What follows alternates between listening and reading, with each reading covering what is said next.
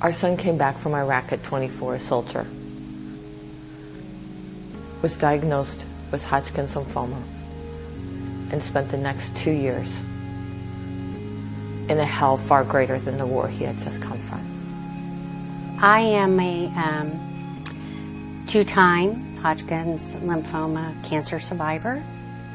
Both times I was treated here at UNMC. Well, it's been quite a long journey. I was diagnosed with Hodgkin's lymphoma in February of 2007. When someone gets diagnosed with the big C, cancer, it's a life-changing process. It's not something that you take easily. It's not something that goes away the next day.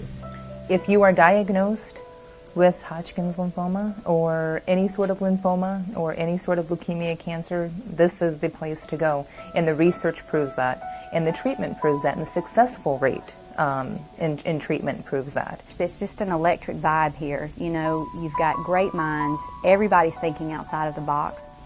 It is a fabulous institution that I think can go toe-to-toe with any institution in the country. So we are one of the few resources in the country that have a lot of that long-term information on patients. And with this information, we'll be able to develop our program, to add physicians, add researchers, and to be able to do a lot of the research that we do now that other teams are not able to do.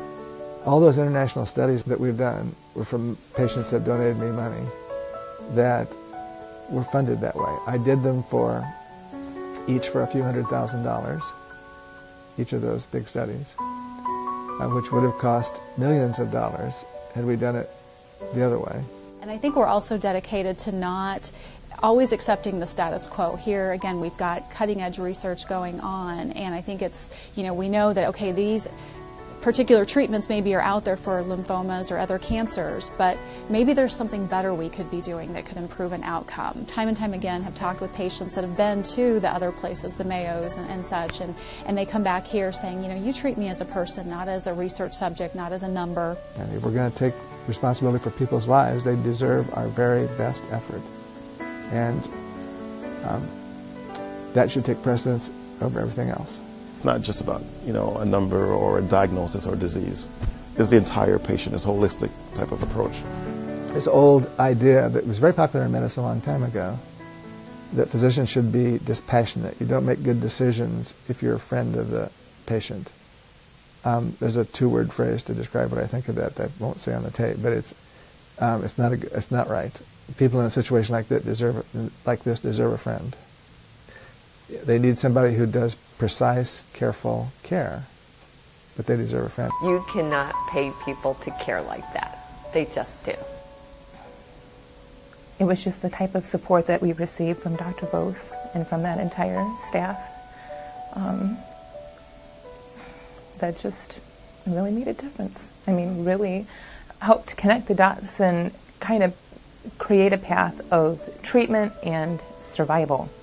We literally had him airlifted out of Bloomington, Indiana, and flown to Omaha, Nebraska, where he was greeted by a team of people who, without their care and support, he would have died that night. But he didn't. The people in Omaha, Nebraska, the team of people that were there, kept him alive very well for another year. I couldn't have done it without that team. And again, something so simple as holding somebody's hand through treatment and supporting them, again, emotionally and physically. I owe my life to that entire team at UNMC. I truly believe in my heart that it makes a difference in the outcome, and I am eternally grateful. I remember the Christmas that he was in Omaha, and that Christmas morning I wrote a letter to the fundraisers in Omaha, and I said, thank you. Thank you so much. Thank you so much for the research dollars that you gave 10, 20, 30 years ago. Because without those research dollars, I would not be spending Christmas with my boy. To take a chance to test something new requires pretty flexible money. And that tends to come from individual donors. The most helpful funding is funding that is not very restrictive, because if the funding is very restrictive to a specific project or a specific area, perhaps that project's done and then we're not able to use the funding for other things. You can do things fast. You can do things that you'd never get a grant for because they're too innovative. People wouldn't gamble on them. Review committees tend to be pretty conservative. It's, in many ways, the very best sort of research money. There are a few things that we do in life that have such amazing ripple effects.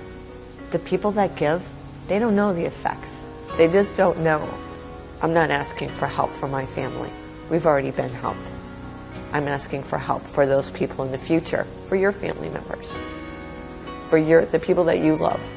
Sometimes I get angry looking at the t-shirts that say, we're going to outrun cancer. We're not going to outrun cancer. We're going to out-research cancer. This $100,000 haircut, I owe the rest of my life to cancer research. It's time we do the same for lymphoma and leukemia.